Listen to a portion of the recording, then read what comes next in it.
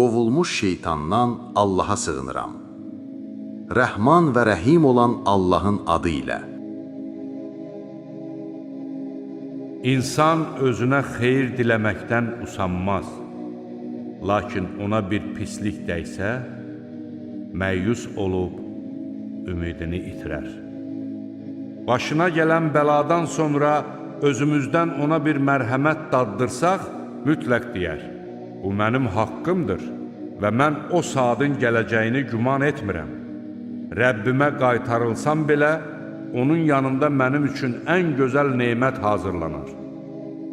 Biz kafirlərə nə etdiklərini mütləq xəbər verəcək və onlara hökmən ağır bir əzab daddıracağıq.